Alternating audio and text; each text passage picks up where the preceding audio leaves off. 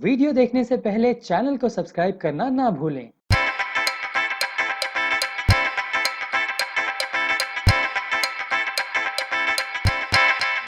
मंगल प्रताप लोढ़ा की पहल पर मलावर हिल में शुरू हुआ Covid quarantine centre. Bharatiya Janata party Malabar हिल विधानसभा के सौजन्य से आमदार मंगल प्रताप लोढ़ा द्वारा महामारी के दौर में स्थानीय मुंबईकरों की सहायता हेतु शारदा स्कूल गाँव देवी में कोविड क्वारंटाइन सेंटर बनाया गया। अमृता फंडिस के हाथों 22 अप्रैल को शाम 5 बजे कोविड क्वारंटाइन सेंटर का उद्घाटन किया गया। इस कोविड क्वारंटाइन सेंटर में 50 बेड की व्यवस्था है।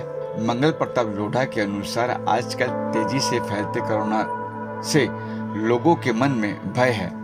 जैसे कि किसी भी व्यक्ति का RT-PCR पॉजिटिव आता है तो वह घबराकर अपने घर वालों और परिजनों की सुरक्षा हेतु असिम्टोमेटिक होते हुए भी अस्पताल में भर्ती हो जाता है और परिणाम स्वरूप अस्पतालों में जरूरतमंद लोगों के लिए बेड्स की भारी कमी हो जा रही है।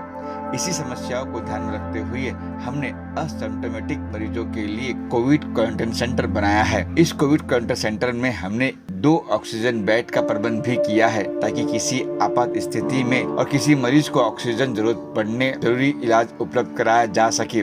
महामारी के इस दौर में भाजपा मुंबई शहर की जनता की सेवा और सहायता के लिए प्रतिबद्ध है।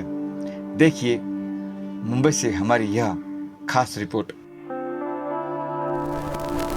यहाँ पर हम लोग ने बजट 50 लोगों का बेड तैयार किया है। हाँ, 50 लोग यहाँ पर रहेंगे और हम लोगों ने यहाँ पे पुरुष रहेंगे और 2 महिलाओं के हम लोग और 20 बेड महिलाओं के हम डालेंगे। 3 क्लासरूम हमने खाली कर दिए हैं और वहाँ महिलाएं रहेंगी। इमरजेंसी रूम है हमारे पास, IC हमने बनाए हैं।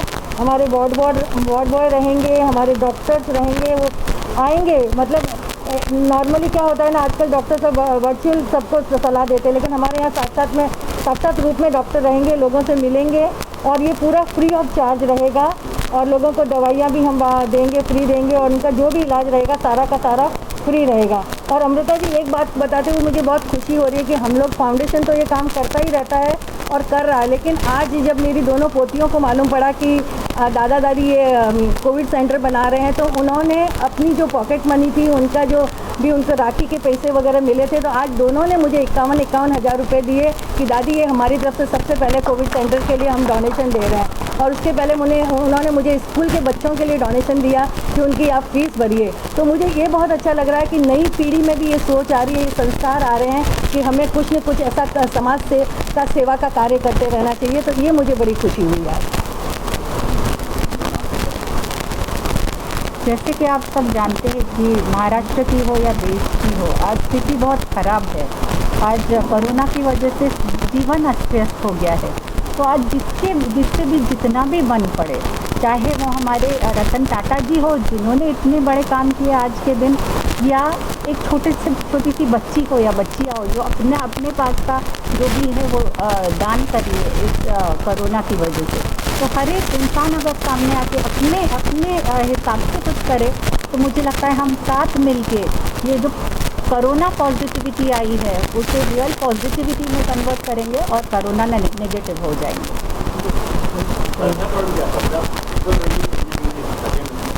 देखिए अभी इतना पीक टाइम हो गया कि हम विश्लेषण इस वक्त नहीं कर सकते इस चीज़ का। अब हमको परिस्थिति फेस करनी है और साथ में मिलके एकजुट होके सबसे ज़्यादा कौन सफ़र कर रहा है, एक सामान्य इंसान, एक मजदूर, ये सफ़र कर रहे हैं। तो हम सरकार, कौन स्टेट काम कर रहा है कि सेंटर काम कर रहा है, ये छोड़ दे और एक साथ मिलके जितना जम पाए उतना काम करें।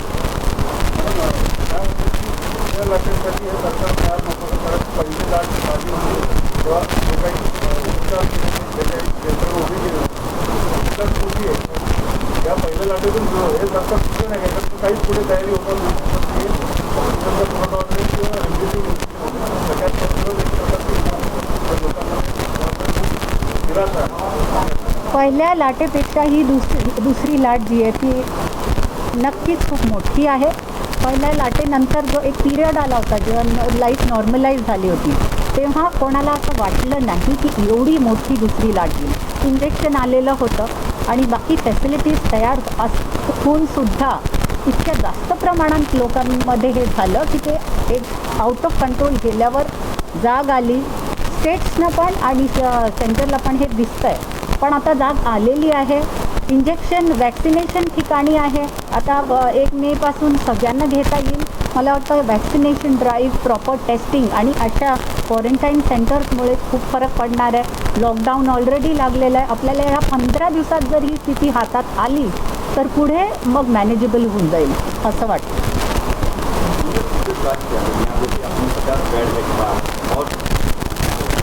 अभी जैसे इस स्कूल में इतने ही बेड आ सकते हैं, इससे ज़्यादा नहीं. हम लोग ट्राई कर रहे हैं कि बीएमसी अगर हमको स्कूलें देती हैं और हम कुछ कर सकते हैं, क्योंकि हमारे पास डोनर भी रेडी हैं. डोनर चाहते हैं कि हमको बस जगह मिल जाए. अगर जगह मिल जाती है तो हम ऐसे और भी कई कोविड सेंटर खड़े कर सकते हैं.